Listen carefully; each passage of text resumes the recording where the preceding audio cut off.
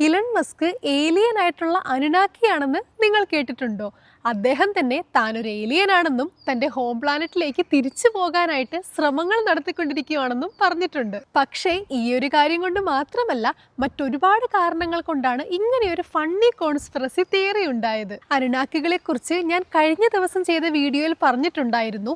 നിബ്രു എന്ന് പറയുന്ന ഗ്രഹത്തിൽ നിന്ന് വന്നിട്ടുള്ള ഏലിയൻസ് ആണ് അനുനാക്കികളെന്നും ഈ നിബ്രു എന്ന ഗ്രഹം അറിയപ്പെടുന്നത് തന്നെ പ്ലാനറ്റ് എക്സ് എന്നുമാണ്. ഇനി നമ്മൾ ഇലൺ മസ്കിലേക്ക് വരികയാണെന്നുണ്ടെങ്കിൽ അദ്ദേഹത്തിന്റെ ജീവിതം തന്നെ ഒരു എക്സ് മയമായിട്ട് നമുക്ക് തോന്നും. കാരണം ട്വിറ്റർ വാങ്ങിച്ചപ്പോൾ തന്നെ അതിനെ എക്സ് എന്ന് റീനെയിം ചെയ്തു. അദ്ദേഹത്തിന്റെ കമ്പനിയുടെ പേര് തന്നെ സ്പേസ് എക്സ് എന്നാണ്. ChatGPT കോമ്പീറ്റ് ചെയ്യാനായിട്ട് ഉണ്ടാക്കിയ കമ്പനിയുടെ പേര് XAI. 1999 നിർമ്മിച്ച ഓൺലൈൻ ബാങ്കിംഗ് കമ്പനിയുടെ പേരോ X.com. അദ്ദേഹത്തിന്റെ ടെസ്ല കാറുകളിലെ ഒരു മോഡലിന്റെ നെയിമും എക്സ് എന്നാണ്. അനുനാക്കികൾ വളരെ അഡ്വാൻസ്ഡ് ആയിട്ടുള്ള ഏലിയൻസ് ആയിട്ടാണ് പറയപ്പെടുന്നത്. അതിനാൽ തന്നെ ഇലൺ മസ്കിന്റെ ഈ എക്സ്ട്രാ ഓർഡിനറി ആയിട്ടുള്ള ബുദ്ധിയും കഴിവും പുതിയ ടെക്നോളജീസ് ഇൻട്രൊഡ്യൂസ് ചെയ്യുന്ന രീതികളും മറ്റൊരു ഗ്രഹത്തിലേക്ക് മനുഷ്യനെ കൂട്ടിക്കൊണ്ടു പോകാനും അവിടെ മനുഷ്യർക്ക് വാസയോഗ്യമായിട്ടുള്ള രീതിയിൽ കാര്യങ്ങൾ സൃഷ്ടിക്കുവാനുമുള്ള ഇലൺ മസ്കിന്റെ ഈ ഒരു ആശയവും അതിന്റെ പിന്നിലുള്ള അദ്ദേഹത്തിന്റെ ബുദ്ധിയും കൊണ്ട് ഇലൺ മസ്ക് വെറും ഒരു മനുഷ്യൻ തന്നെയാണോ അതോ ഇനി ഏലിയൻ ആയിട്ടുള്ള അനുനാക്കി തന്നെയാണോ എന്നാണ് പലരും ചിന്തിക്കുന്നത്.